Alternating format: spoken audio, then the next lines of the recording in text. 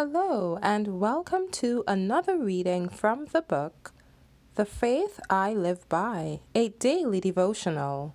Today's reading is entitled Preparation for Translation, December 10th.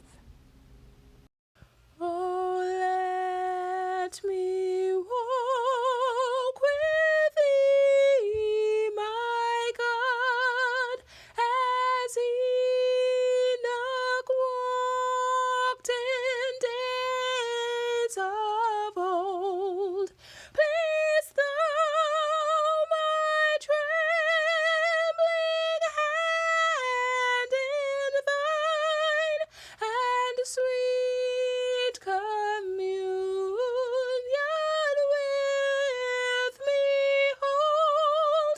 If though the path I may not see, yet Jesus, let me walk with thee.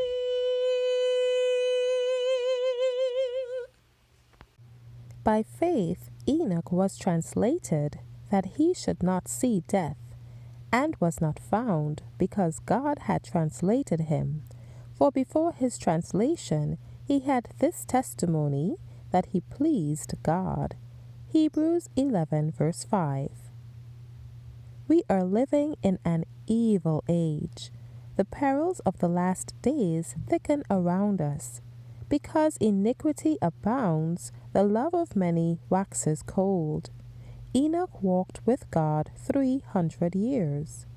Now the shortness of time seems to be urged as a motive to seek righteousness.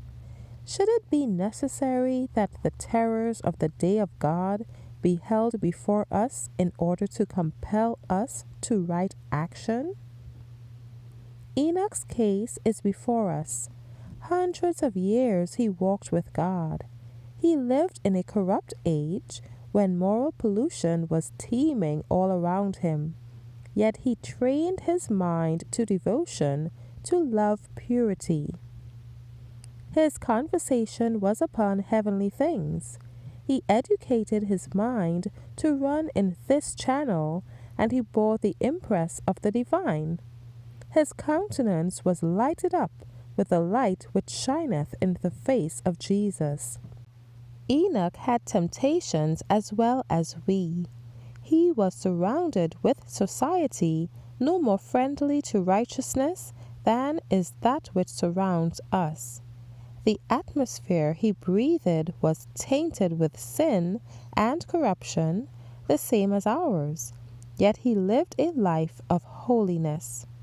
He was unsullied with the prevailing sins of the age in which he lived. So may we remain pure and uncorrupted. He was a representative of the saints who live amid the perils and corruptions of the last days. For his faithful obedience to God, he was translated. So, also, the faithful who are alive and remain will be translated. They will be removed from a sinful and corrupt world to the pure joys of heaven.